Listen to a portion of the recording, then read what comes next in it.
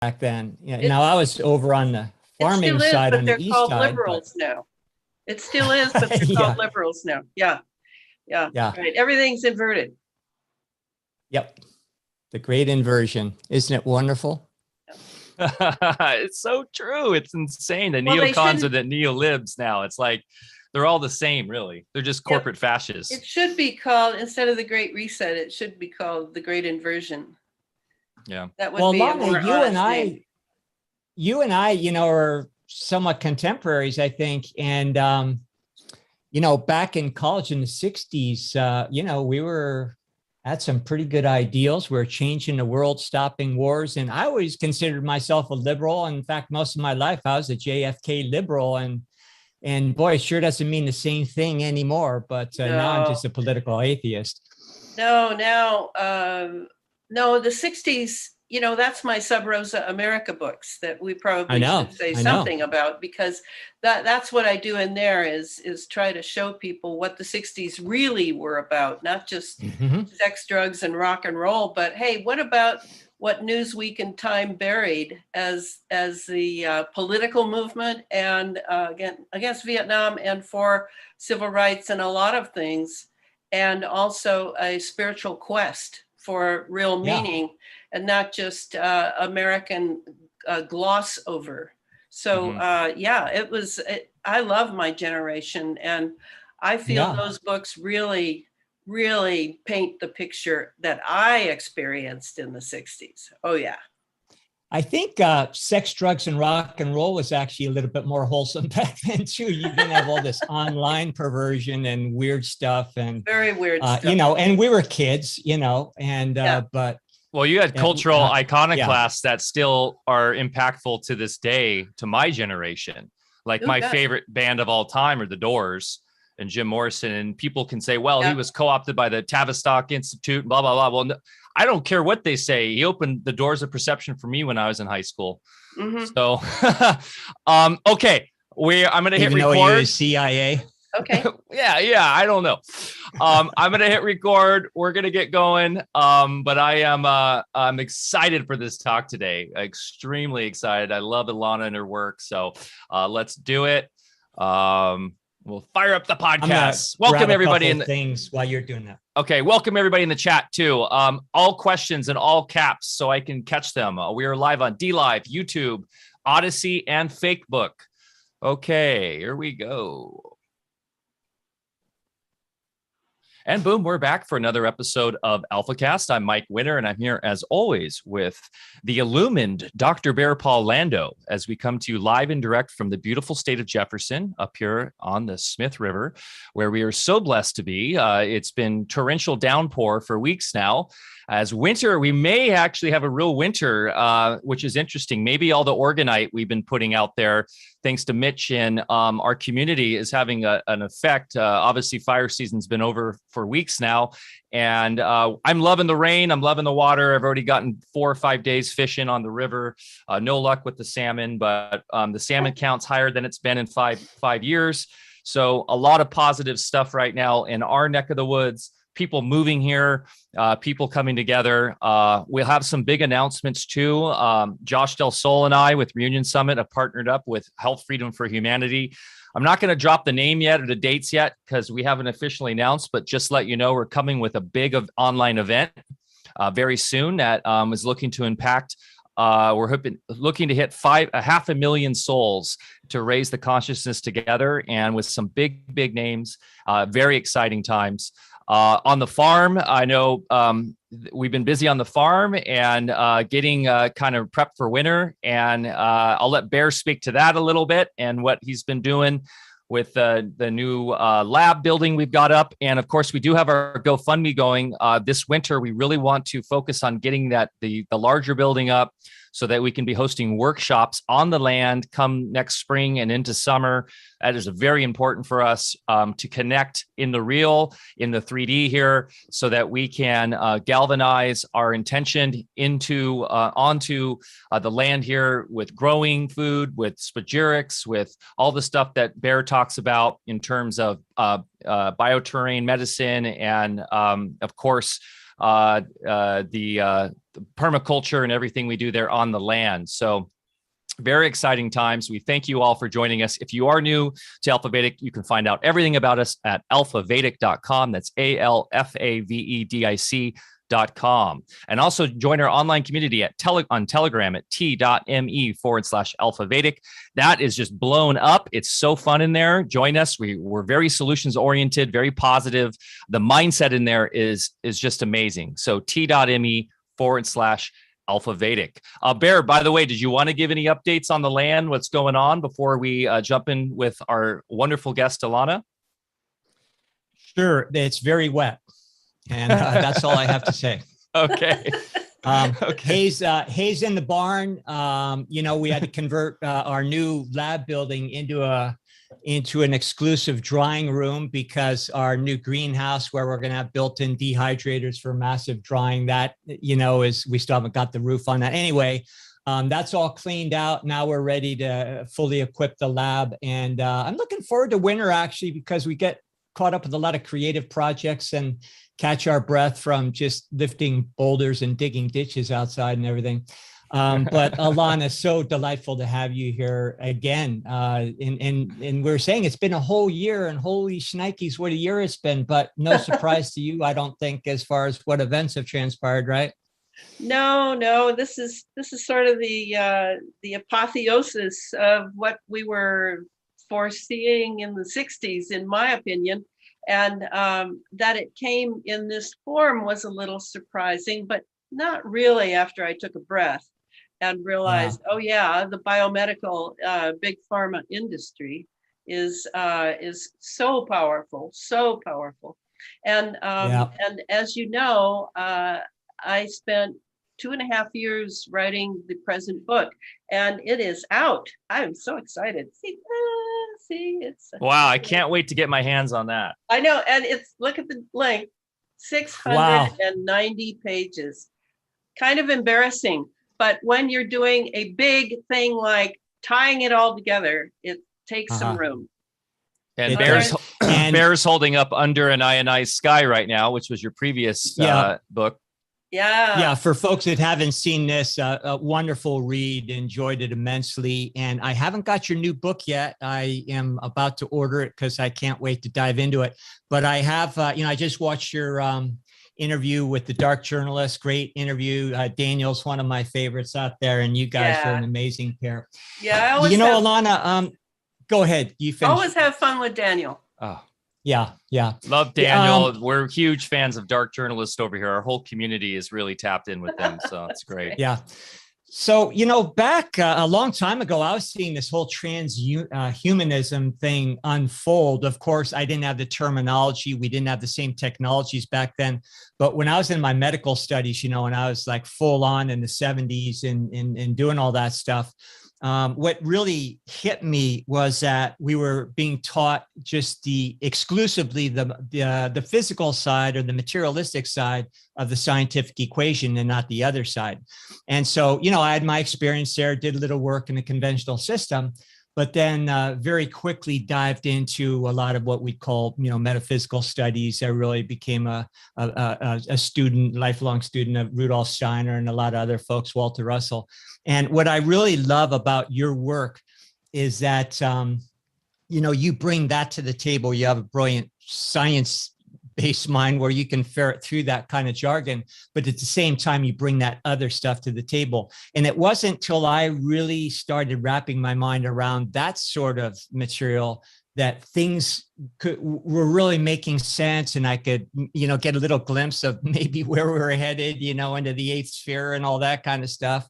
And then my experience, when I was in practice, I just saw these vaccine damaged kids and all the folks that were getting the lethal injections, down the road, even if they didn't have an immediate reaction, they were having problems.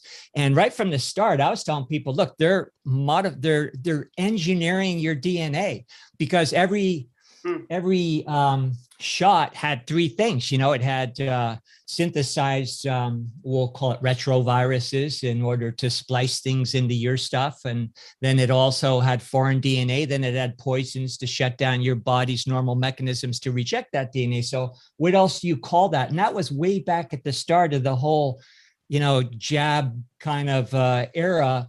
And, now, of course, it's on steroids with all the stuff that you talk about. And that's really what we want to hear about today. So there's so much we could jump into. I have a whole bunch of questions for you, but maybe if you just want to start with your new book, or if you have other things you'd like to talk about, it's up to you, but I'd really like to get a glimpse and give our audience a little teaser as far as what your new book is about, because it's so timely.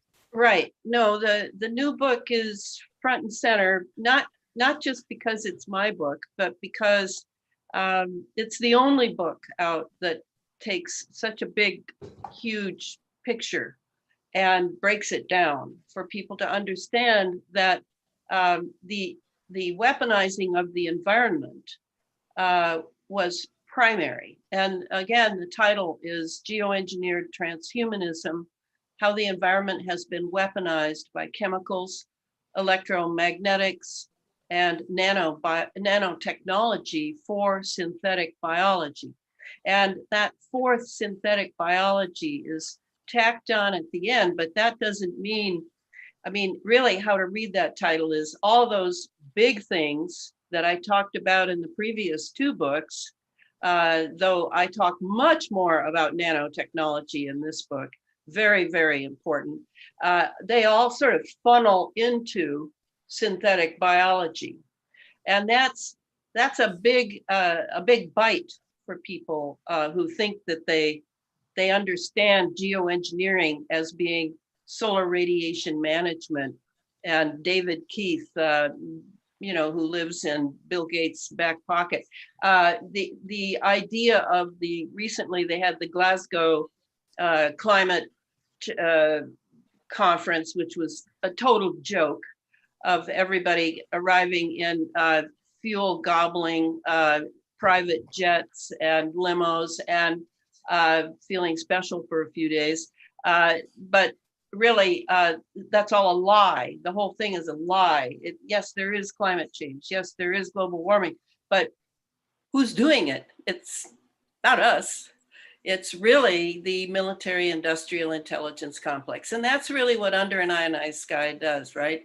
Goes through the whole thing, points out how this space fence has been built around the Earth and on the Earth, and sandwiching us in between so that we are completely contained in it, in this wireless smart grid, whatever they want to call it. And that leads straight to what is happening now on the synthetic biology level. They being the professionals who have been programmed in grad schools, medical schools, to present these things in a compartmentalized way, as they themselves have been subject to if they're doing any amount of government research. And of course, the government's the only one that is throwing money, along with corporations that it's in bed with, in so-called public-private partnerships. Very, very cute term. So this idea that it's all sort of one big container that we live in now. And it's, when they gave us the cell phones, that was the nuncio, the announcement that we had moved into a wireless cage under the space fence, which is run, of course, by Lockheed Martin, the number one so-called defense contractor, more like weapons maker, war maker of all the military industrial intelligence complex that Eisenhower, on his way out of office, tried to warn us of. A little too late, Ike. So now we're completely subject to it. And it's not, thanks to the nanotechnology aspect, which, people woke up to the electromagnetic problem years after I had awakened to it. But it's hard in the public because there's so many distractions, and they have mortgages, and they have jobs, and they have children, and all this stuff. So they tend to not see things very quickly. In fact, I would say it generally takes the public, I'd say, 30 to 50 years to wake up to things that would be completely evident if everyone turned off their boob tube, got rid of it, got rid of the iPhone, and settled down to some real research.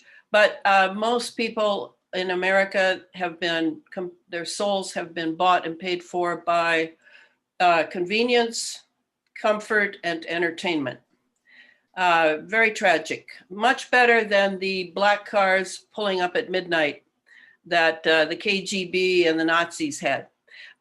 So now in this book, I concentrate on nanotechnology because in a way I started out with nanotechnology, but I didn't really know that. I didn't really know, like in the first book, the one we haven't mentioned, Chemtrails, HARP, and the Full Spectrum Dominance of Planet Earth. That was 2014. And in there, I'm looking at Bernard Eastland's HARP pattern, the High Frequency Active Auroral Research Project, the ionospheric heater that the Air Force and Navy really took all the way to controlling the ionosphere.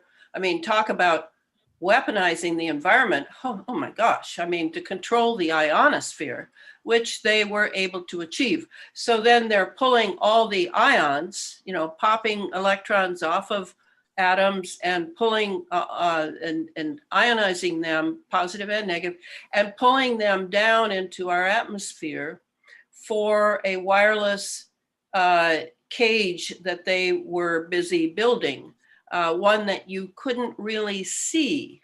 And that's really the public challenge, isn't it? That whether you're talking nanotechnology or electromagnetics, even chemicals, I mean, who's going to do that kind of microscope work? Who's going to do that kind of Petri dish solutions work to see what the heck they're breathing, what the heck is in the water, and what the heck is happening to the soil that food is being grown in? And then, Monsanto and all the other corporate cronies were able to sell America on GMO foods. I mean, excuse me, genetically modified foods. I mean, didn't anybody hear that? No, they heard it, but they didn't understand what it was saying. That's Terminator seed. Farmers have to buy it every year because it's dead. And it's dead because it's synthetic. I mean, come on. Why are people eating GMO foods at all? Yeah. There are 26 countries around the world where it's a felony to enter the country with any GMO foods and a felony to attempt to grow any GMO foods. Wise countries, not so here in America. Elana, you mentioned who's going to do that kind of exhaustive research, and you're correct, but there are a lot of us just small little practitioners and clinicians on the planet. I've been looking at blood under a microscope with thousands of people for over 40 years. And I may not be able to come up with the kind of verifiable research, that you're speaking of, but I can see on a functional level what it's doing to the body. Yeah. I can also go out on my farm here and do certain kinds of soil testing that really looks at soil more as electrical vectors rather than, just a big chemical soup. And we can see the effect it has on the micronage in the soil itself. So you don't need to convince me that, this stuff isn't good for us, because we have to do measures within medicine and farming to counter that in order to just have healthy crops and healthy bodies. And you're a rare item in America. I mean, most people, a lot of people, I'm actually not sure they're people anymore, but we don't have to cover that right now. But they are completely mind controlled. And when I did all that research on MK Ultra, I spent 10 years on MK Ultra, reading tons, meeting MK Ultra survivors. I still attract them because They know that I've helped MK Ultra survivors to write their books and basically not charge them, so that their story is out there.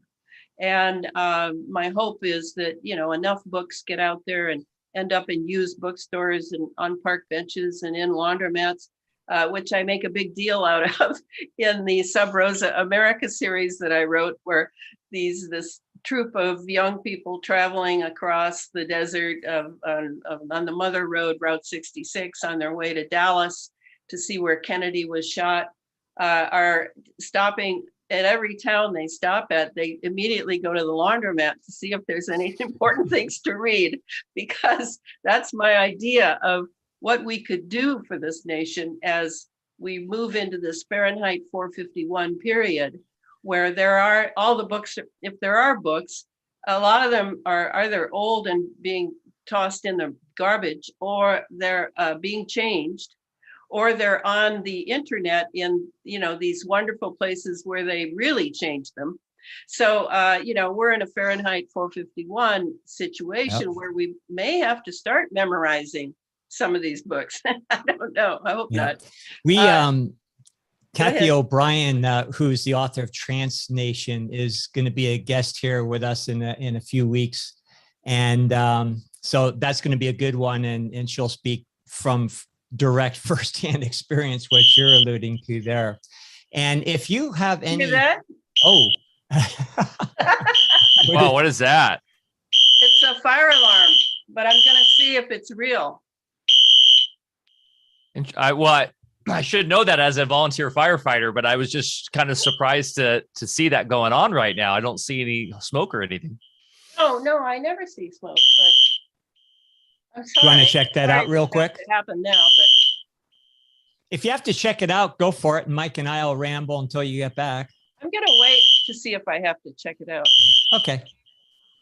The Archons are at it again.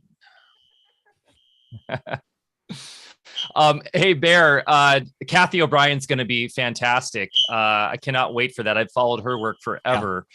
Yeah. And I'm very excited about that, because I think it's time that people wake up that there is this trauma-based control, mind control over most society. Okay. I'm going to mute you, Elana. And it's time to grow up and realize that a lot of society is under mind control, and it's trauma-based from a very young age. We talked about it going all the way to birth, right? Like how the birthing process works for most people. The second even before that, while you're in the womb, how you're being traumatized. And I think it's an very important topic.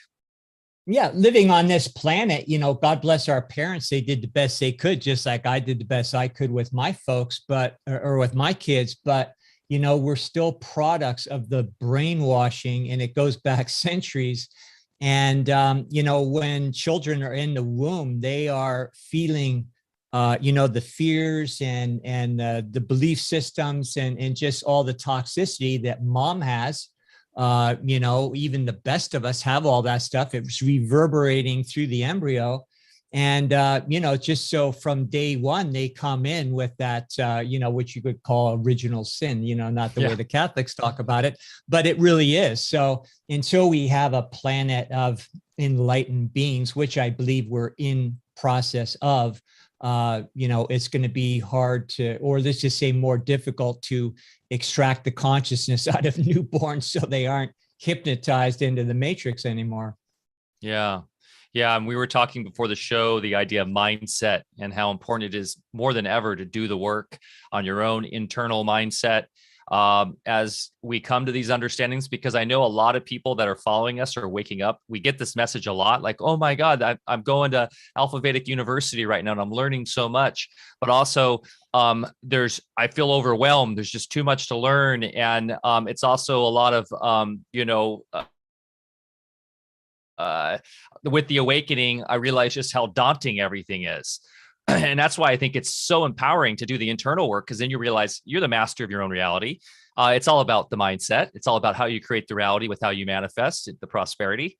and then have fun with it. So yeah, and it doesn't have to be yeah. mental at all. Just do what you tell our audience to do at the end of every episode, which is just take your shoes off, get outside, and you don't have to know anything other than just unplugging and doing that. Are we okay? Are we safe, Elana? Alana, I muted you. Sorry, because of the alarm. So you'll have to unmute yourself. It's probably, no, it's not a fire. It just, it's gone off. So now the fire engine will have to come, and there'll be Oh, this is there is no fire. So this will be some great real life this, drama here. if you don't want to listen to this, you guys can go ahead and chat. No, we're fine. I don't mind. I don't think Mike minds if you're okay with it. I'm okay with it. I mean, I'm a volunteer firefighter, so I'm used to the sounds. So that's like a centralized system that runs through the actual emergency broadcast or the emergency systems there in your town. Yeah, and they'll come out and check. This is a low income, aging population, mentally challenged hospital that I live in. No, it's not a hospital, but for me, it's a hospital, because you never know when you go out of your apartment, you never know what you're going to encounter.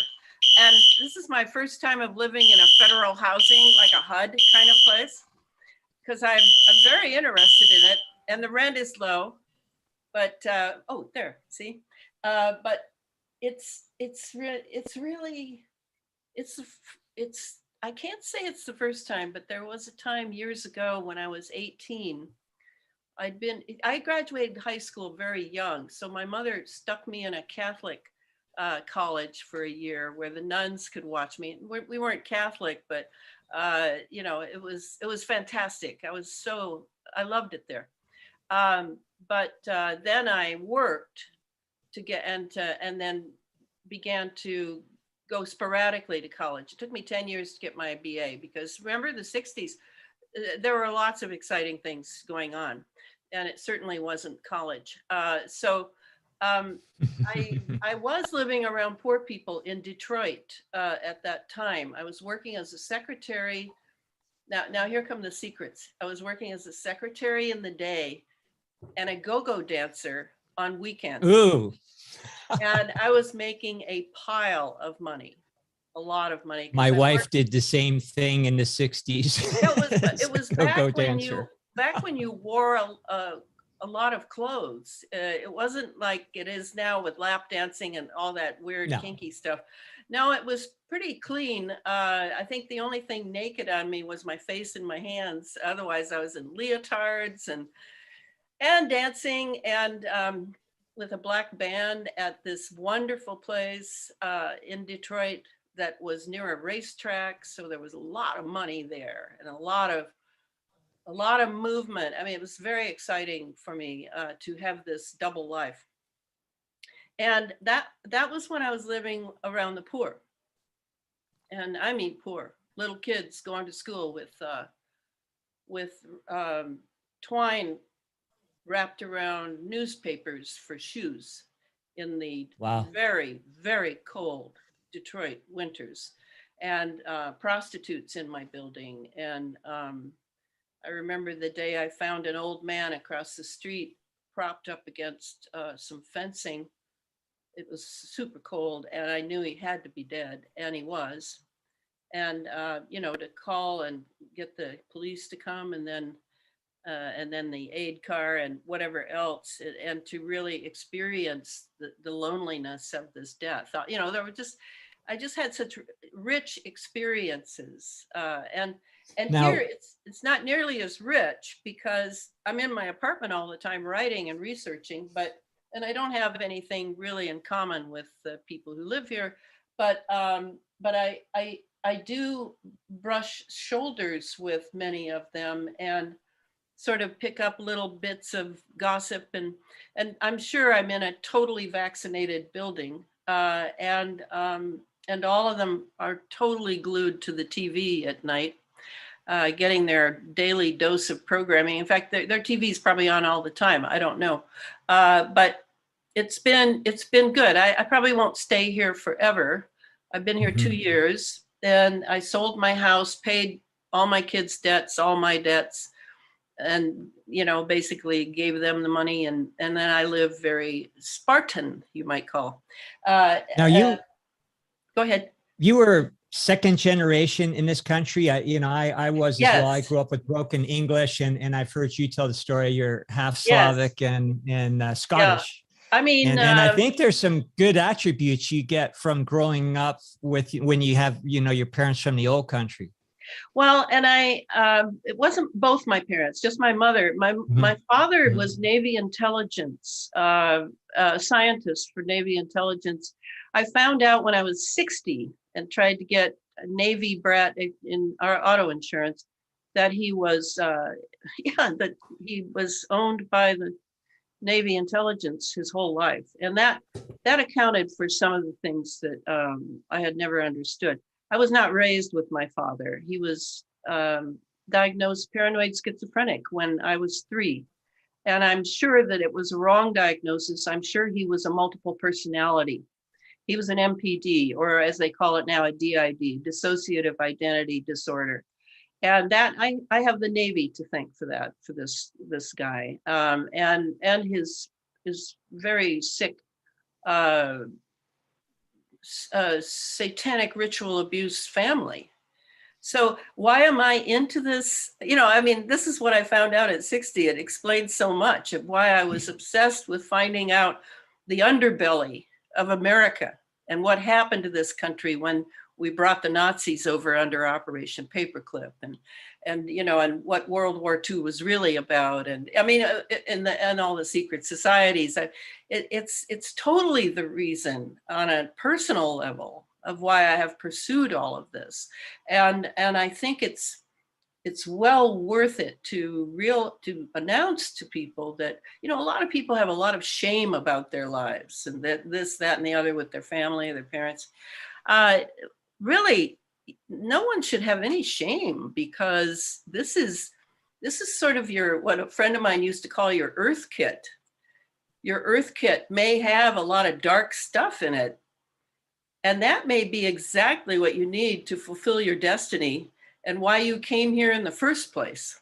But if you don't unpack it, and you don't have that raw honesty and self-honesty to really look it in the face and say, oh my God, I had, all those family secrets.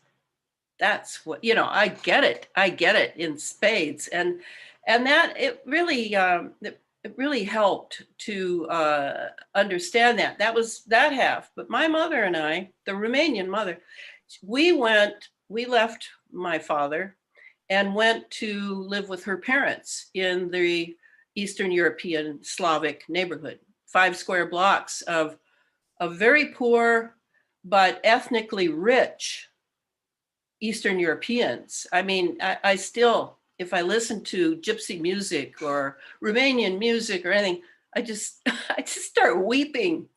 I mean, I was so happy there. It was before I hit America, and America was a huge shock.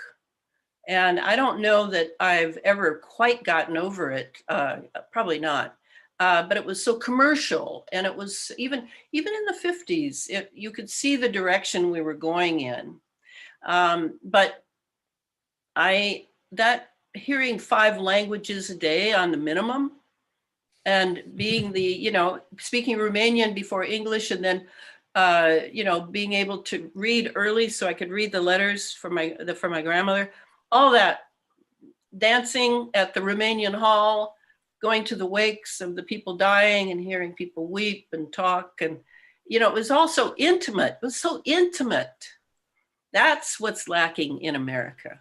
If I had to say one thing. Some of your earlier writings, like Sub Rosa, can you maybe use your life experience to segue into what prompted you into those works earlier? And of course, they're just...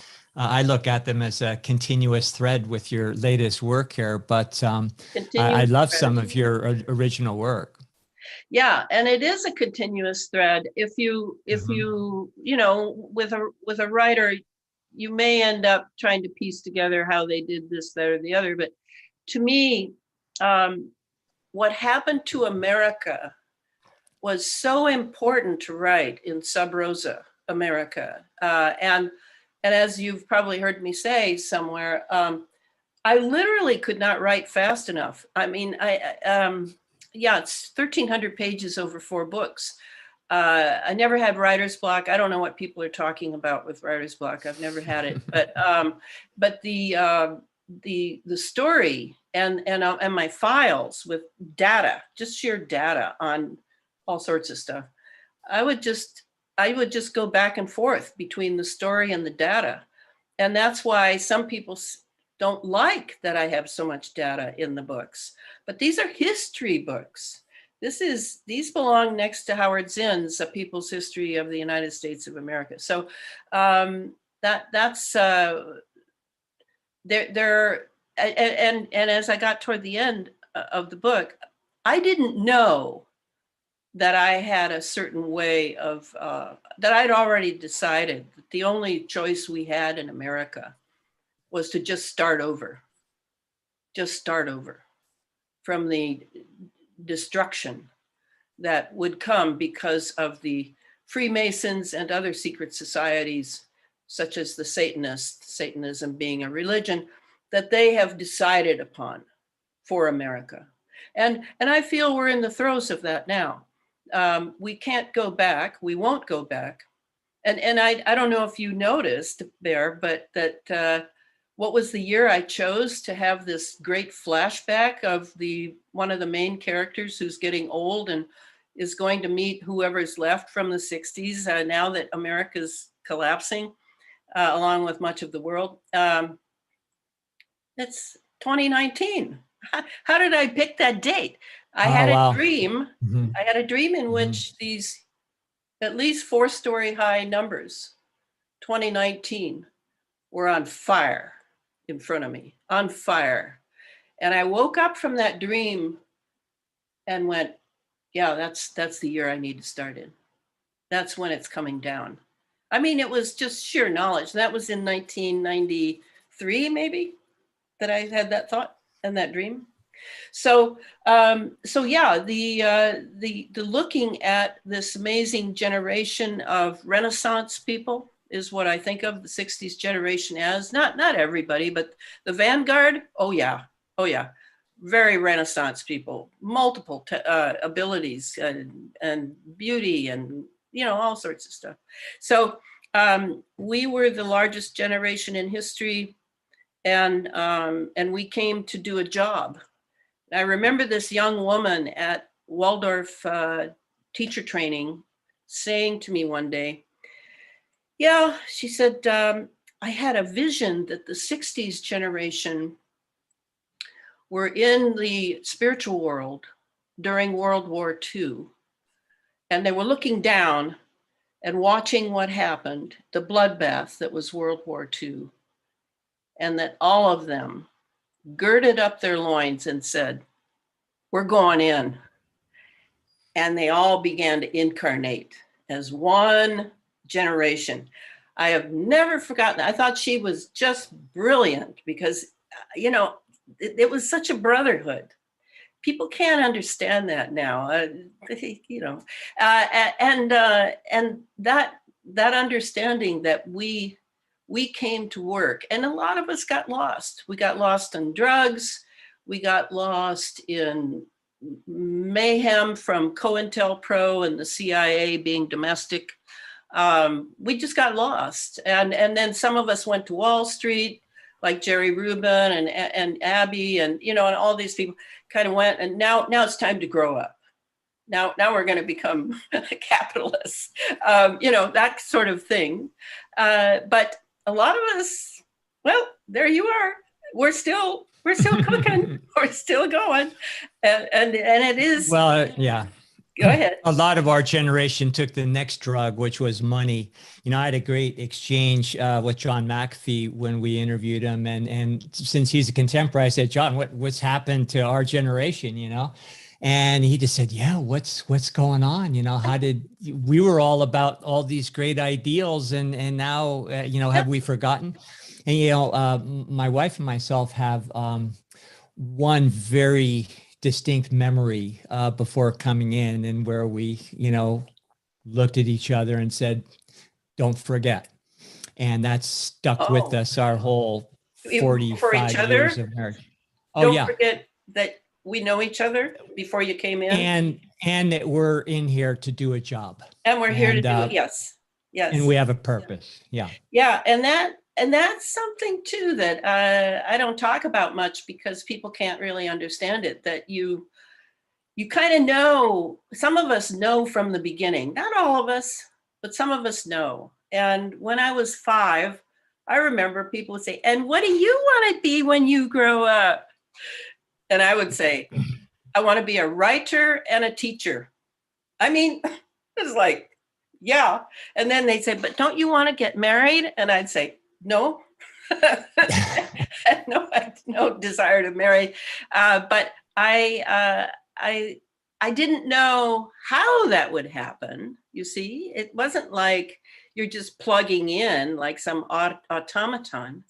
You're going to have to find your way to what you came to do. And I was burdened by some pretty heavy family karma that I had to deal with, my father being probably the centerpiece of that for me. And so, for years, I had to really find my way. And that's how life is. I mean, I think of some of these kids young people who are suiciding. What are you doing? You don't want to suicide. You want to find your way through this morass that you have been born. You were born to be here. This is not an accident. And that whole materialistic mindset that, it should be this or it should be that. Well, that's an illusion that you're going to have to find out what it is. And yes, there's blood, sweat, and tears and suffering in that. I don't think you can get through an earth life without suffering. I think it's just part of being here, of dropping illusions, as the Buddhists and the Hindus have tried to tell us for thousands of years. And in hindsight, some of those worst episodes in our life, I look back at with great fondness. I wouldn't want to go through it again, but it also, was worth the experience, no matter how unpleasant. Well, it strengthened you, and you have gratitude, one, that you survived, but also that you learned a tremendous amount through that suffering, and therefore you have compassion for others. But many people now have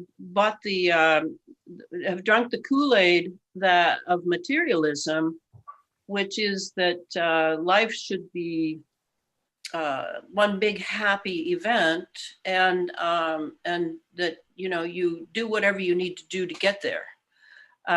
So you don't go through things anymore, or you try not to, or you take drugs so that you can feel high and feel a false comfort.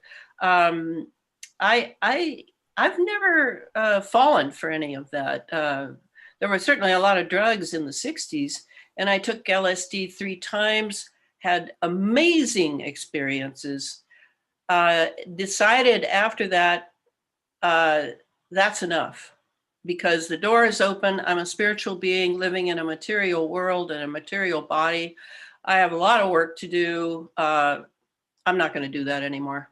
And I stopped the marijuana. I hardly smoked it, because my problem was, it's an unusual problem, but it was a problem, was that with the psychedelic drugs, I would go so far into it that I would lose weight while on it, and sometimes a lot of weight. I remember taking mushrooms one of the 2 times I took it, ending up far above the planet, walking with very wise beings. I don't know who they were, but They were pointing out, and this was Egypt. This is that period. This is when blah, blah, blah. And then over here we have, and it was like a sightseeing tour. And when I came out of it, like 3 hours later, said that my friend who was with me, and then I weighed myself, I'd lost 11 pounds. Now that gets dangerous. And then the marijuana problem was that as soon as I'd get high, I'd start hearing people's thoughts in the room. I could just look at somebody and go right in their head and hear what they're thinking. And I thought, well, that's not good. That's an invasion of privacy. And I didn't know how to turn it off other than not to get high. So that's kind of my drug history. But remember, my Romanian grandmother was a Roma. She was clairvoyant. She had extraordinary skills of seeing the future. And she is the one who she named me. My real name is Elana, American Elana. And she trained me to, with whatever skills she had. She could not read, but she had tremendous skills in that way. But I'm not like that. I'm a storyteller. I have great skill in writing. I have great skill in speaking. I have very well aspected Mercury is what someone who does astrology would notice. I think I have 5 planets with Mercury, or I have Mercury in the 10th house and 5 planets are there or something like that. I don't pay attention to it, but the ability to, I just realized that I didn't need those psychedelics. I didn't need all that. I already had the consciousness. I just needed to figure out how to live that consciousness in a material world full of obstacles and pitfalls. And that's what I set myself to do it. I think I was 21. And then I was 28 when I did the mushroom thing. And then since then, I've done nothing, not even an aspirin. I just used Chinese medicine because I studied that for several years, thought I was going to be a Chinese medicine doctor, was on my way to China when I ended up in Hawaii waiting for a ship to pick me up. And then my whole life changed and I began to move in another direction. It was, it's how life is. And we need to have faith in that and not think because something hasn't happened or these times are hard or I lost my job or whatever it is that this is your drama. This is what you get to live and figure out. And that is the exciting thing about being on the earth, because you can only find certain things out here. You can't find them out in the spiritual world. So don't think you're going to take care of that later. It doesn't happen that way. Go ahead. No, I was just going to ask you, is part of our journey here just maybe becoming more facile at transiting between the realms? Drugs can certainly open some doors and windows, but perhaps, we have to learn to do it consciously, when we're not under the influence. And also, this brings maybe a good segue into your new book. And I loved your discussion with Daniel on The Dark Journalist when you were talking about perhaps they're fiddling with our ultimate transition, when we make the journey at the end of a lifetime. And I have some very definite thoughts about that based on some experience.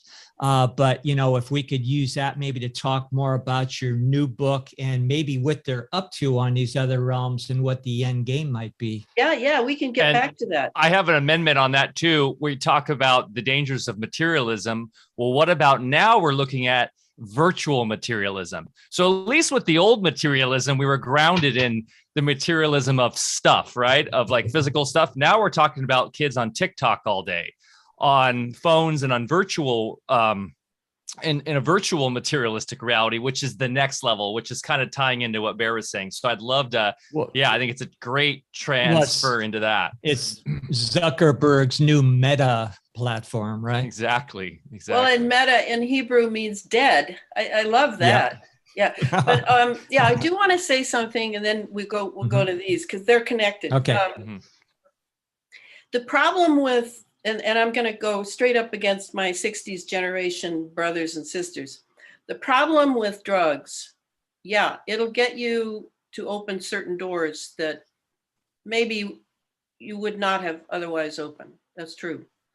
But if you open a door and then you keep opening it and opening it and opening it and opening it because you're attached to the feeling of being free of this body and being on another plane, you're actually poking big holes in your etheric body. And it's a bad idea. At our age, I would love to have experienced ayahuasca. I hear about it, about the twin serpents. I'd love to see those guys, but it ain't going to happen because I know what period of life I'm in now, and it would be absolutely very dangerous for me. So no, I won't do that. And we need to really understand that sometimes just tightening up the relationship with the body so that we have this great immune system and it's able to do its task. And certainly getting these jabs is not going to help with that. So there's if you don't know that you're up against a certain enemy that is operant now, if you don't know that, or you have some silly idea that there is no evil, that then you've got the wrong context going in your life to really take things seriously.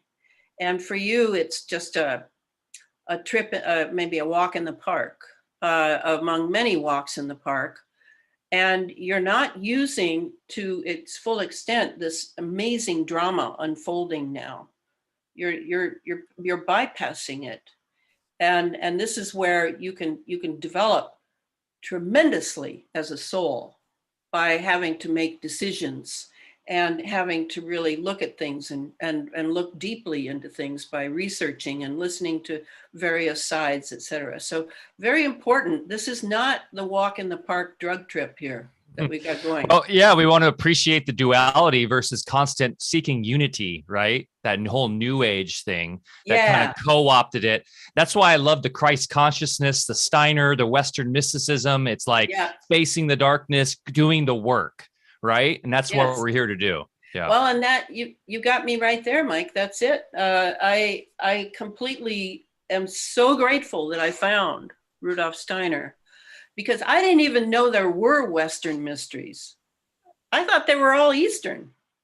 You hear about the Krishna and, and all. I mean, I in the 60s, you may remember, Bear, that we were surrounded by gurus, all looking for, more people to gobble up through their phone number, their astral phone number, and then they suck your energy straight out of you. I totally experienced that. Well, the one time, that's all it took for me was like, oh no, I'm not going there. I think of George Harrison and the Beatles, right? Like they were sucked dry. They were, but that was after Paul was killed. You see, that was after they were all chopped. We've done a whole thing on that, and I'm a huge fan of the Paul is dead stuff. So I'm glad you brought that up. He is dead. Yeah, I can confirm that. Have you read the memoirs of Billy Shears by chance? No. Oh, I highly recommend it. So pretty good, huh? Who has time to read when I'm writing? I know. Anyways, there's all sorts of stuff I haven't read, but okay. So that's that. Now we go back to the book and my conversation with Daniel, where we got to the point of we're talking about transhumanism, as I recall, and we can just start there. This latest gambit that we're suffering under now of the global elites has to do with turning real human beings into transhumans.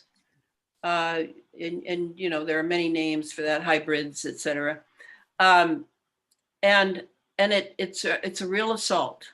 It's a real assault. And it's, to me, I don't assume, that new age thing, it'll all turn out all right, Elana. I don't know why you're so upset, No, I'm sorry. I can't go there. I know we could lose something here valid for future human beings. So I'm on duty. This is my watch. I have plenty of skills on the spiritual level as well as intellectual. And I have to give it everything I have. That's it. That's the bottom line. It's not a matter of, well, Elana, why don't you could have a personal life, you could take a vacation. I'm like, what is a vacation? I've never understood that term. Do I take vacations? Well, maybe for 5 minutes here and there I do. But otherwise, my time on Earth is extremely valuable. I'm not going to be here forever. How about the concept of retirement, where you've got entire generations of geriatrics that are working their whole life for retirement, and then then what do you do? And truthfully, I've never had a job that would give me a retirement or anything like that, or health insurance. You know, all these things have been sort of like not really at all essential to what I'm doing here. And so, all right, regarding the transhumanism, let's look at the ways they're doing this, because the virtual reality is definitely one of them, the so-called digital twin, and the SWS program, the sentient world simulation. These are, I talk about this in this book, this latest book. Oh, yes, I do. These are about bringing the entire experience of being human into the internet. And, or you could say it the other way, that the internet is inside us, however you want to say it, but that the internet is the smart grid, is the space fence lockdown, no question about it. And so the preparation for this now is moving forward. I mean, let's go back to Morgellons, when Clifford Carnicom, in fact, I have a call with him tonight to talk about writing his story of what happened to him in finding the Morgellons, breaking into the polymer shell it was in, the filament, finding these organs, discovering the cross-domain bacteria and what it does, and then trying to patent it and coming straight up against intelligence agencies. Okay, so we want to write that story. Maybe not tell everything, but tell basically that story. And, you know, and Clifford's in charge, not me. I would probably tell as much as possible, but, you know, he's more conservative than I am, which is good. So they're approaching through the inoculation now to put the software in our bodies for what has been created, with Morgellons having been maybe the first volley that occurred back in the 90s. Maybe it was back to the 80s. That I can't confirm, but I know it was in the 90s. And so the Morgellons, as we know, the fibers get in there and they're very sensitive to electromagnetism. They move. That's how you know they're very mobile when they're around an electromagnetic source. They also form a lattice work in the body.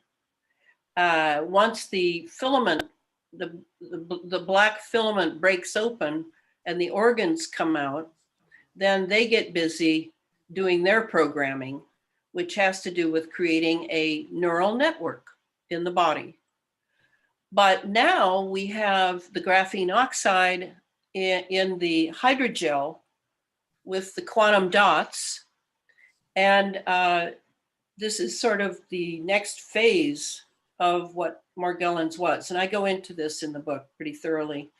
Morgellons was nanotech. All of these other things I've just named, they're all nanotech. So nanotechnology has been probably the royal flush hand that has occurred to allow this to move to the next phase. Because on a nano scale, the only way you can really see nanos is because they're 1/1000th of a meter, so you're not going to see individual nanos.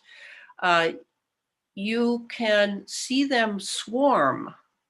Now, remember, there are nanoparticles in space, and dusty plasma or various things.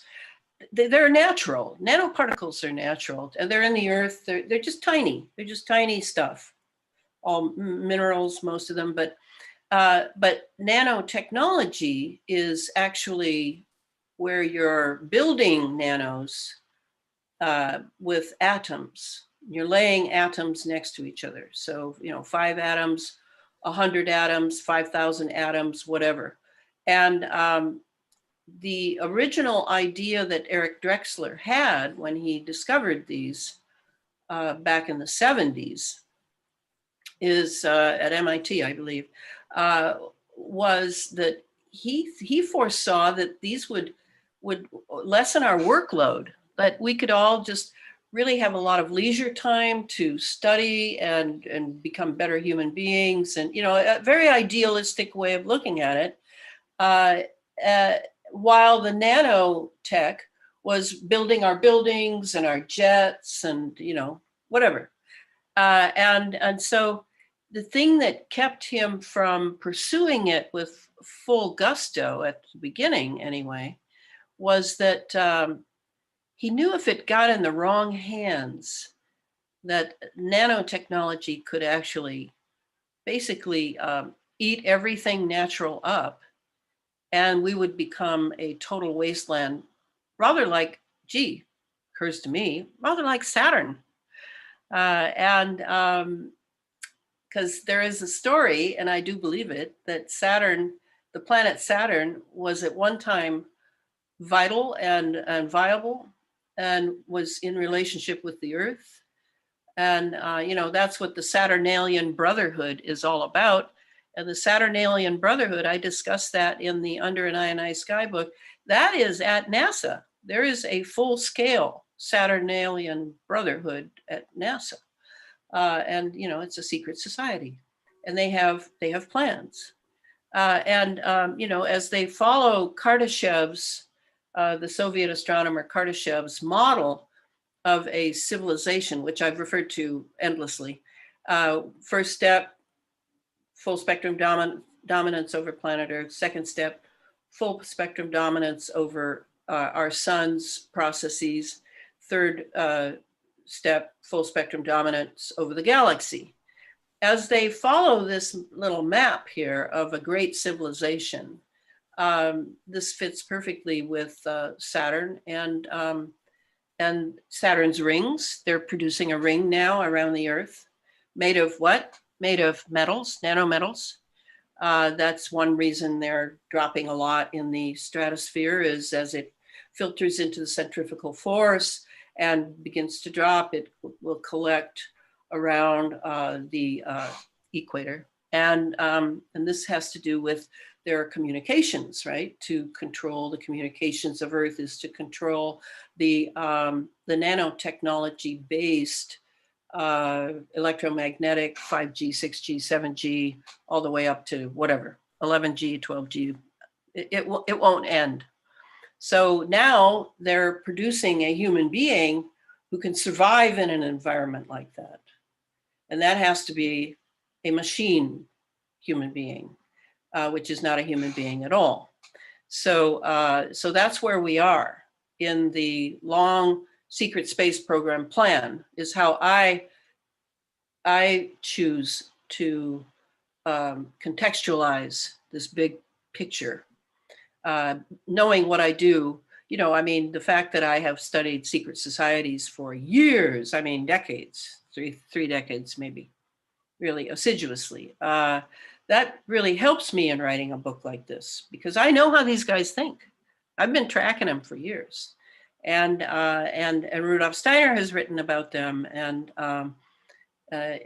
very much written about them. And so the virtual twinning has to do with the nanotech that's already in us, is how I see it. All right. So we breathe in trillions and trillions of nanosensors, various nanotechnologies. whenever we go and wherever we are in the atmosphere. I mean, the atmosphere is one big bubble. We're breathing in trillions and trillions of these things. Some of them might be discharged through our feces and our urine and our sweat, saliva, whatever. But no, most of it lodges in the tissues, and especially those that have microprocessors in them, computers in them, tiny, tiny computers. And they are in touch with their masters. And their masters are on laptops and looking at their monitors. And they're running the show from there. We are all plugged in now, all of us, not just the vaccinated. Getting a lot of people who say, well, you know, is our condition as bad as the vaccinated? Well, it's a different approach. And at this point, it looks to me like, yeah, they want as many vaccinated people as possible. So they're pushing everything. So aside from the nanotechnologies, where do you see the genetic modification playing into to ping on all that? Well, that's the changing the actual human being, altering the genetics of the human being, so that there is no more human being. They hate humanity. That's my definition of evil, is anything that is anti-human. And that may sound like, you know, I think the world revolves around a human being. Well, in a way it does. This world does. Because as Rudolf Steiner says, the human being is the religion of the gods. And why? Because we are the first species to incarnate into material bodies and attempt to develop free will in a material world, which is not easy, as you can see. I mean, everything attests to it. You know, all the criminality and all the people taken advantage of and being killed in nursing homes and hospitals now. And I mean, obviously, it looks like humanity has gone on the wrong trail, but that's only part of the humanity that we know, not all humanity. This new age thing of blaming and ecology, which of course the ecological movement has been totally taken over and co-opted, of blaming the human being for everything and the planet would be better off without us. That's nonsense, absolute nonsense. We and the planet Earth are like this. Without us, there is no planet Earth. Without planet Earth, there is no us. That's how merged we are. And we love our planet. And so this virtualizing is the way around that. They can destroy our immune system, which is what they've been doing for years. This is not the first assault on the immune system. No, I go through that in the book thoroughly. They have been after our immune system for decades. And the immune system, what is that? Well, I read from a Steiner person who teaches at the Portland Waldorf High School. He wrote a lovely essay that I'm going to put in a magazine, that the immune system is actually run by the higher self, by the higher self, that it is actually a spiritual thing. It's actually, it's like, yes, it has to do with physical, because what we eat certainly affects our immune system, or what we don't eat, however you want to look at how we eat, how we take care of ourselves. But the fact that the immune system is the enemy of these Satanists who are now in charge of this program, and all the politicos that are, I'm not even sure they're human anymore. Certainly the guy that people think is running this country does not appear to be human.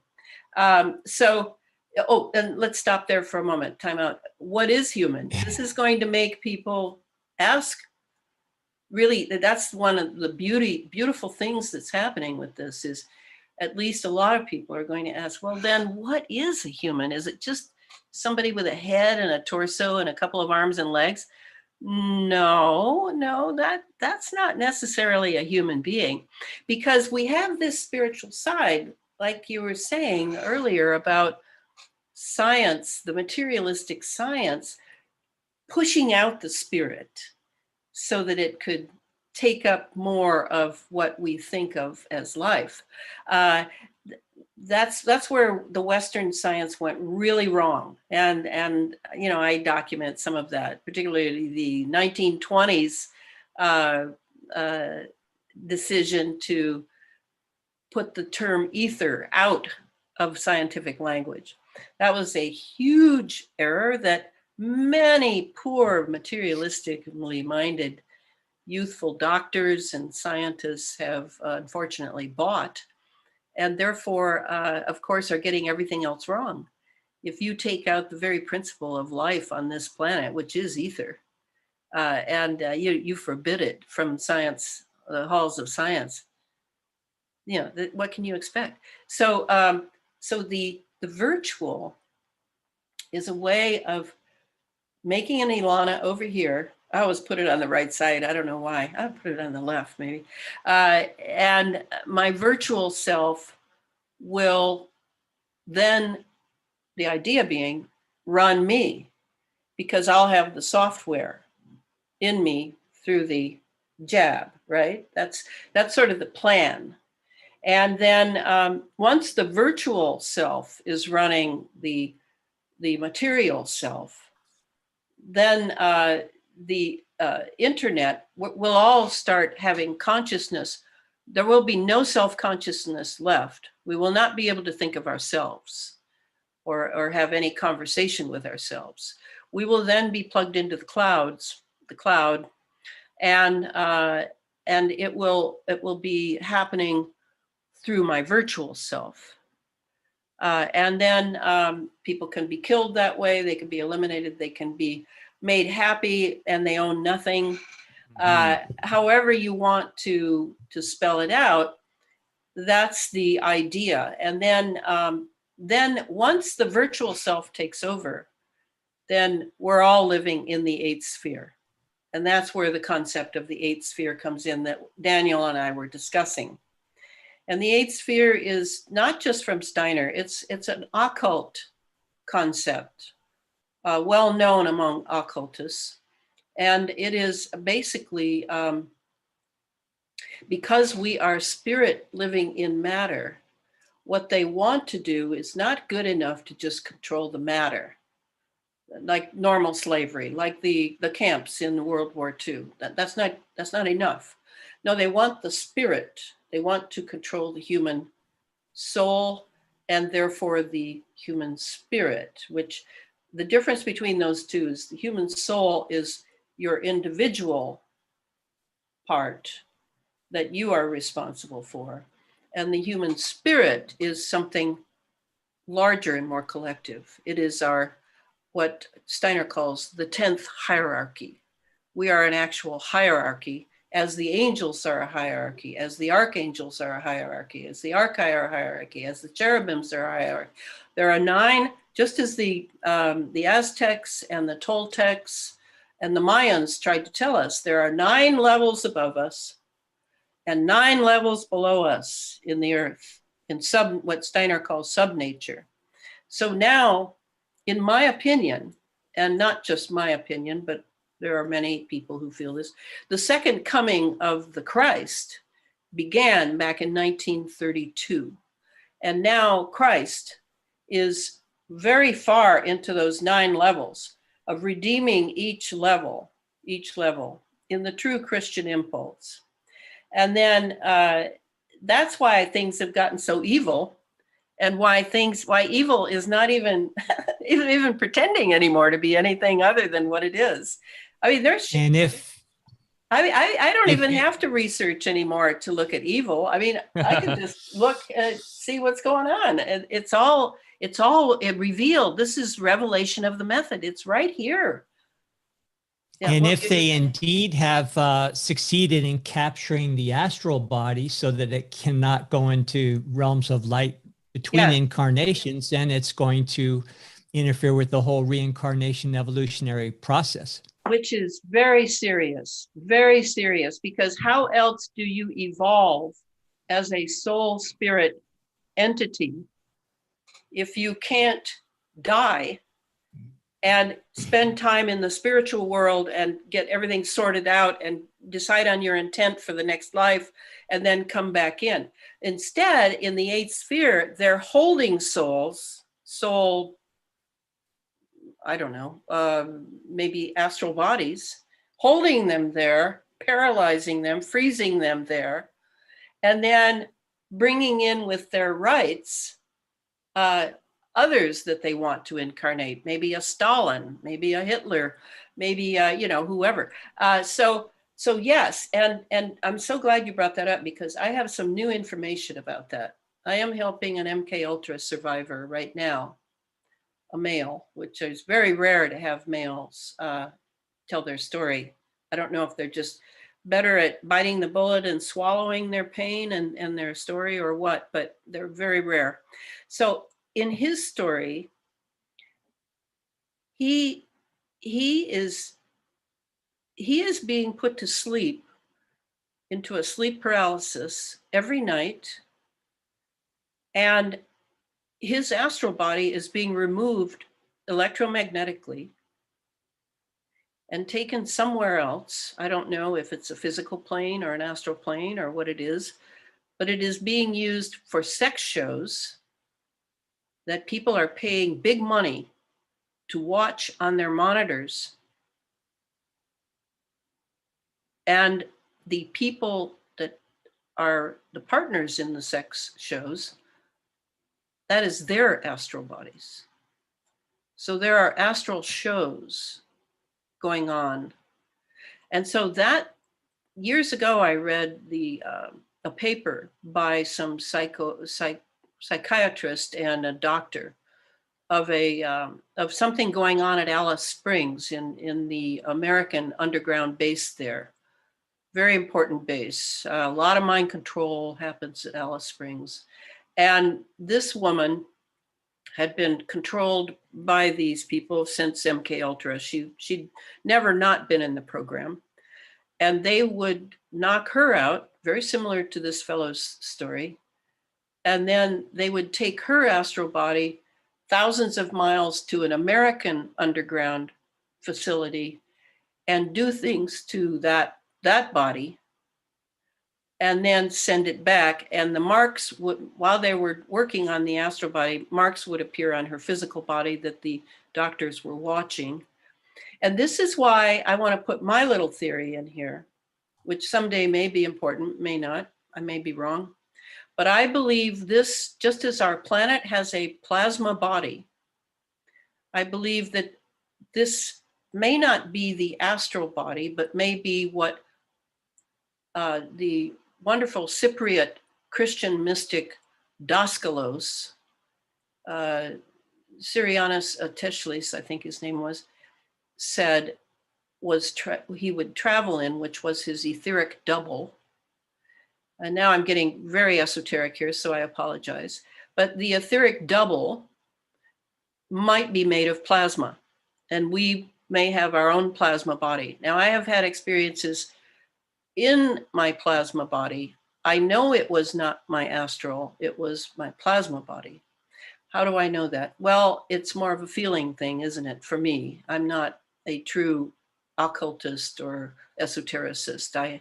I know some things, I have experiences, and then I draw the conclusions that seem right to me. So it is possible that what they're moving from this fellow for the astral shows is really his plasma body.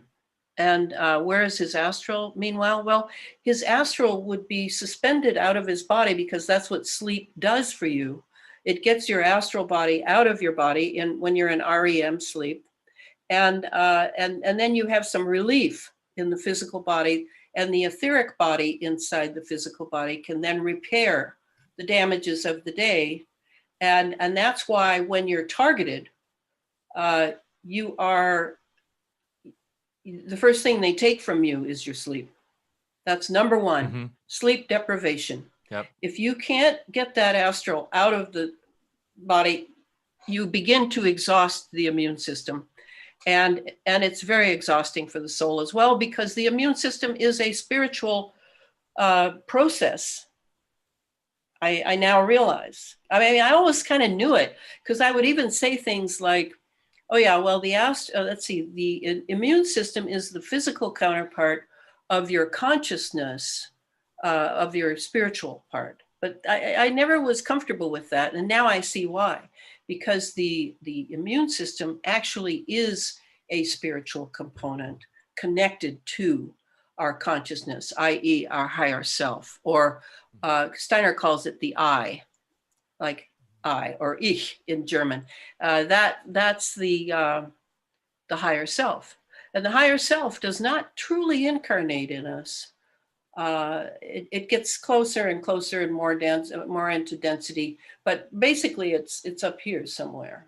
You know, it's almost like it's in another realm, or it's in another.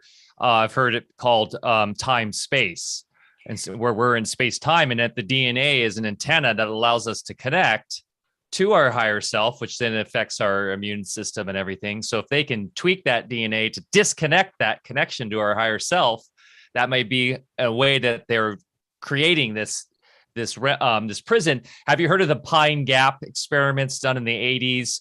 And I believe they were trying to control astral projection, but you just got my mind thinking that maybe that is a plasma body or something that they're actually controlling. Yeah, it is something that we need to look at, the plasma body, because I've had one experience where I experienced an entity. One of Trevor Constable's entities would be how I looked at it in his fine book, The Cosmic Pulse. The Wilhelm Reich ability to see these living. Yes, we talked about that a lot lately on the show. In the atmosphere, and what are they in? They're in plasma bodies. That's why you can sort of diaphanous, you can kind of see through them, you kind of don't. But I remember when I first started writing this book, maybe it was the last one. Anyway, I don't remember. And I started reading this book that Clifford had recommended I read about plasma physics. And as I'm reading it, I'm going, yeah, this plasma, they say it's the fourth state of matter. I think that's a lie. I think it's the first state of matter.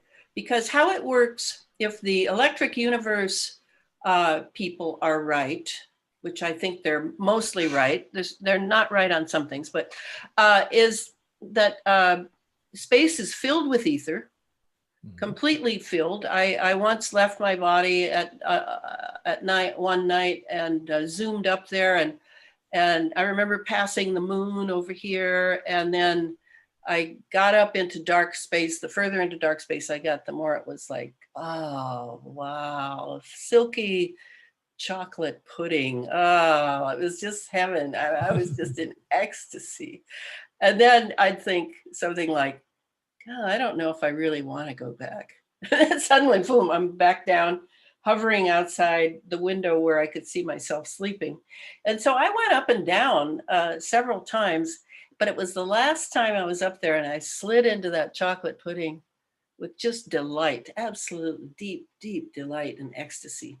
And I suddenly realized it's all love. It's all love.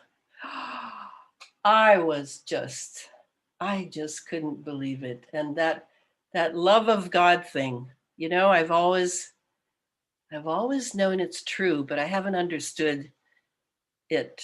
And yet, if you think of God as this wonderful, as far as you can think as a human being of this universe and this dark space, so that was the experience that made me.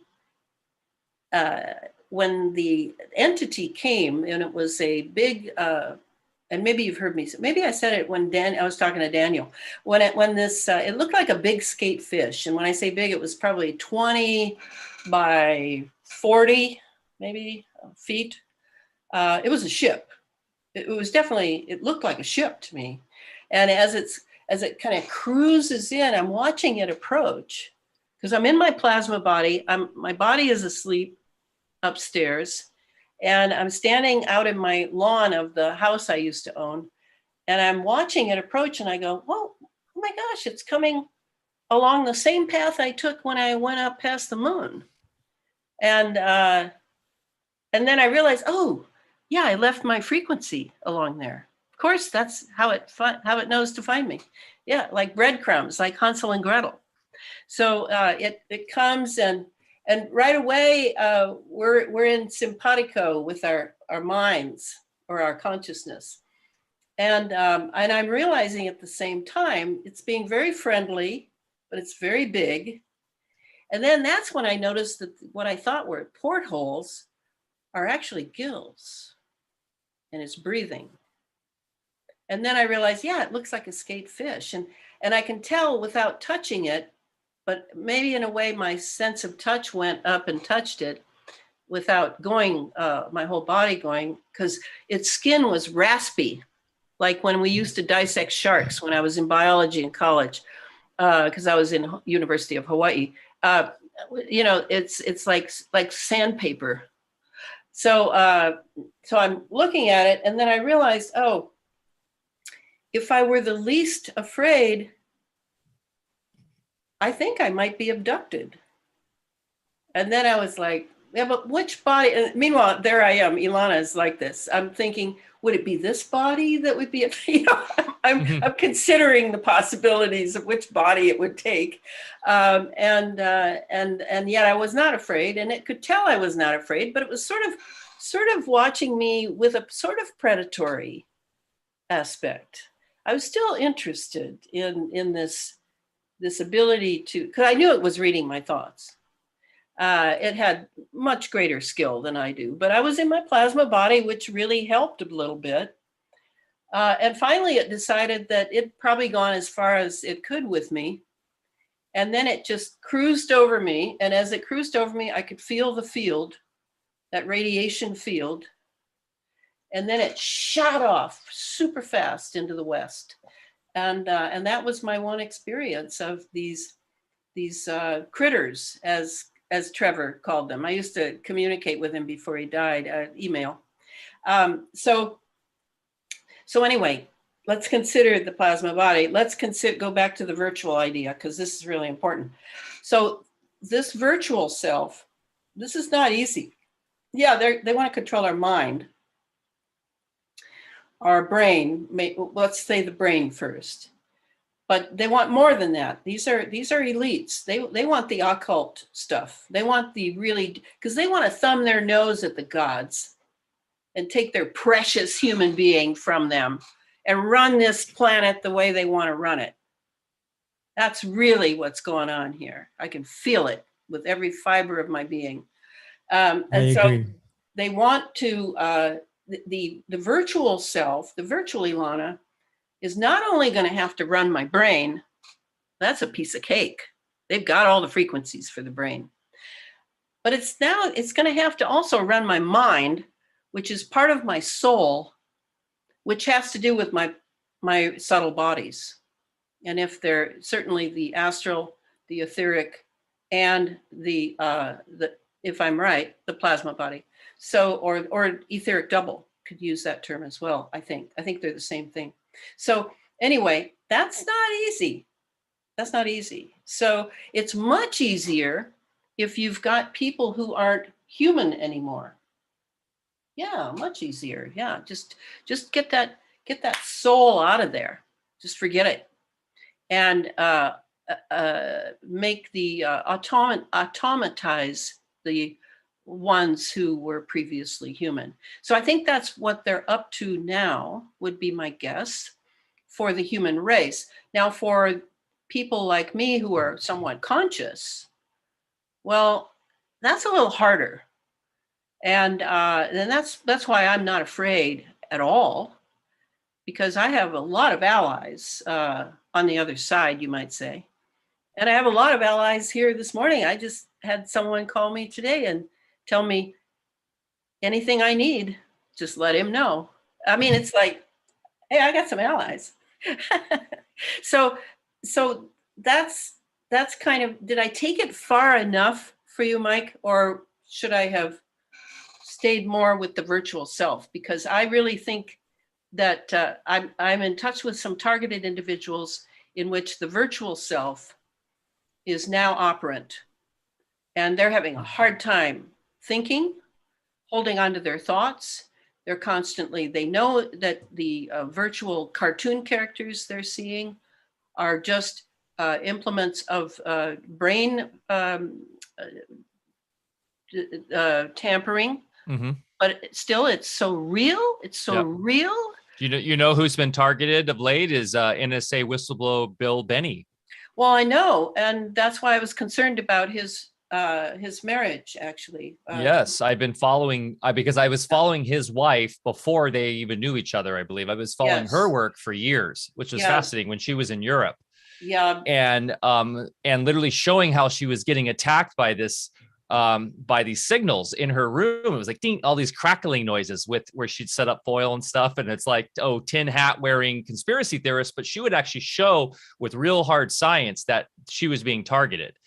And then it got to the point where they had a targeted individual, these TIs, they're called. They actually showed up at the Sacramento State Capitol before the whole CV psyop, because it was starting to get weight that people were coming to realize this targeted individual thing is real. They're doing experiments on people to see how effective they can be through tapping into people's brains. And then that kind of got pushed aside with the new kind of global pandemic. But this is extremely important for people to be aware of because it's part of the whole thing. And now I believe like TikTok, right? We're hearing in the news that young girls are developing tics from TikTok, which is interesting. I believe that is where they're pushing is through the medium of entertainment, to where you don't even have a second to know yourself anymore because you're so obsessed with the culture of in the now streaming, virtual reality media. And so they won't even have to target people anymore because once again, it's the Fahrenheit 451 Brave New World model. People just are opting in for it because they believe that's what's fun now. Yeah, and but, we see, go a little further because it isn't just that they're making decisions, they're plugged in now. So, I mean, what I find is going to be a challenge for us as we discuss these things and analyze them is what is constantly left out in most people, not in me, because I get it, is the 5G, 6G element that is now operant. So I have compassion for people who are buying the program because they are in the program. And we have to look at our prepositions now. Now that the internet is, in my opinion, in the ones who have had at least 2 jabs, they are now in the program. They are in the program.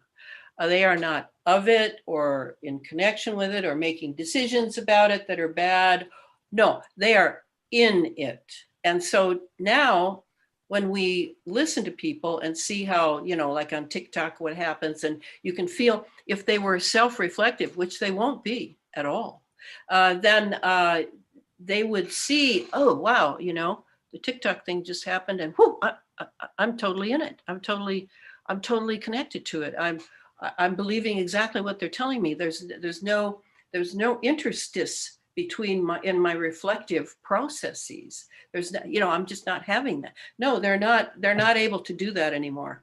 So now it's like the synthetic version of the mind parasites. Like it makes me think of Colin Wilson. I don't know if you're familiar with his Colin work. Wilson. Yeah, right. Yeah. Oh, he foresaw so much. He really did. But I think I was very influenced by his book, The Outsiders, because of course, when I read it, I was an outsider. Yeah. Totally thought I was seeing myself. So let's just remember that. And I wanted to say one thing without getting into the subject, because I won't get into the subject, but regarding whistleblowers like Bill Binney, what I meant about the marriage was not what you came up with. My concern is now he has disappeared. He has disappeared from the public eye. And the person he married has always been dubious to me, always, from the very beginning. And I would say that with Kathy, just as a comparison, because now we're looking at human beings who may not be human, who may be still MK Ultra, who may be this, may be that. This is not a clear area. We're going to have to use our spiritual discernment. With Kathy O'Brien, Kathy is a very sweet person. But is she deprogrammed, really? Or are they still using her? Mhm. Because I know a lot of I know maybe a dozen MK Ultras, and many of them are still being used. So, one keeps one's eyes open regarding people. We wish them the best, absolutely, because they're being used. That's like being a gun in somebody's hand kind of thing. I know that I'm not dealing necessarily with a free will being because it's MK Ultra, because this person may be being run in some way by an intelligence agency. I mean, I know it sounds like, wow, Elana's really living in her paranoia. Yeah, paranoia now is my sixth sense. It's at least part of my sixth sense. And I'm not into judgment. I don't judge these people. They're trapped. They are trapped. And to get out of, I know Elisa E., and I think Daniel and I may have mentioned Elisa, but she's an MK Ultra, and I know her very well. And I helped her get her books up and running about MK Ultra and her years in bondage, in absolute bondage. But she has done a great deal of deprogramming, and you can definitely tell. And that's why I say with Kathy, not necessarily. She was married to Mark Phillips, who's CIA. There are all sorts of things that were sort of yelling at me about Kathy, but that doesn't mean that I don't think she's a wonderful person. She has lived through hell and has come back to tell bits and pieces of it. And I laud her for that. Yeah. Alana, go ahead, Mike. No, you go ahead, sir. I was just going to, I was going to make a couple comments, but one, the DNA connection, I really believe explains what Rudolf Steiner was talking about, losing the God gene, because if you look at DNA, it's just the structure of it, it's a dual impedance antenna. It's an antenna, right. Yeah. And like this is a dual impedance antenna. And if I want to ping some level of subplane or electronic plane of reality, all I have to do is move the cursor, and then that allows me to ping off of that particular plane.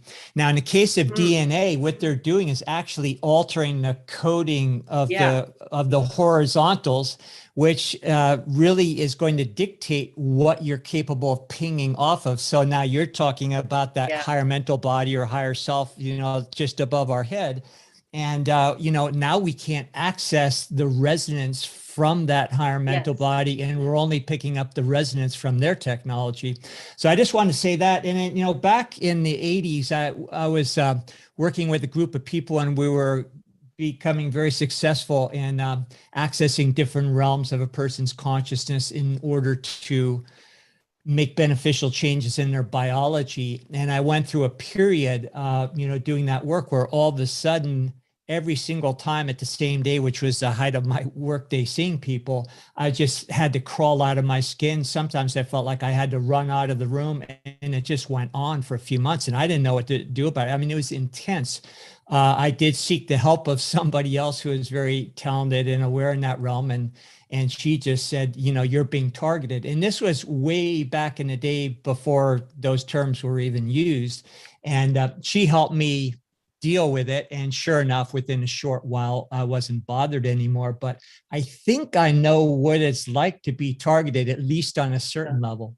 Yeah, no, that's excellent. And and the targeting now, I mean, I'm known in the targeting community probably primarily because I completely believe people. I mean, I know enough about the technology to see how it works on them. And there are, I would say in America alone, there are probably 1.5 million people being targeted in their homes and offices. What are they doing? Well, part of it is big data, drawing big data and feeding the big munching supercomputers. And then part of it is experimentation, constant experimentation on how to do remote control over the people that they're now vaccinating or inoculating to be the receivers of the virtual self. I mean, that's a lot of what the targeting is about now. They're using very pedestrian B.F. Skinner tactics. It's all about reaction, response, react when they have it on an AI program. And most of them seem to be AI programs. Now and then there might be a human participant, but on the other hand, some AIs are probably practicing their humanity and sounding like a human. So the targeting, to me, is part of the MK Ultra, yes, but all MK Ultra now is being done remotely. Don't need the clinics anymore, don't need the hospitals, don't need the big silver machines. You can do it all from a distance. And a lot of it is, as Dr. Robert Duncan, the PhD guy who was actually part of creating this technology, said, a lot of it is done by satellite. So if we can understand these, I think to become conversant with these technologies to some degree helps the higher self and the spiritual world, to which we are still tethered if we are human. I don't know what's going on with the people that are no longer human. I don't know enough about that. But we are still tethered to the spiritual world. And if we use our God-given intelligence and our ability to really research, it helps them to assist our free will, because they being the dead people that have us on their mind, the angels, the whoever up there that's on the side of the religion of the gods, they cannot they cannot solve our problems for us. That's part of being a free will being, is we must solve our problems. We must make a motion forward. That's why I have a lot of confidence in devoting as much time as I do to this, and as much intention, as Carlos Castaneda called it. Very interesting stuff he said. Putting my intention into this, my time, my energy, all that I have, that makes a huge impact on the other side.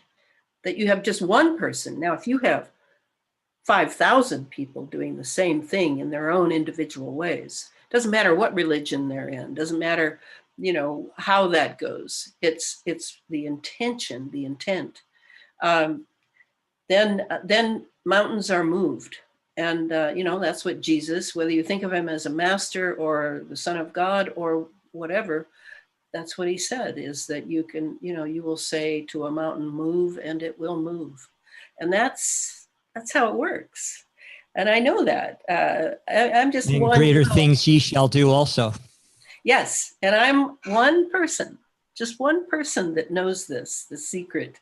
And of course, there's an entire culture created out here to get you to watch TV and watch this and watch that and listen to this and take this drug and do that. And, and I mean, can you see how just distracting people from using their intent is a very powerful silent war weapon. And it must be seen that way. Yeah. Yeah. And the title I put of this talk is Overcoming the Geoengineered Transhumanism Agenda with Elana Freeland, because we're about solutions here on this channel. So you've been so generous with your time today, Elana, and we appreciate you so much.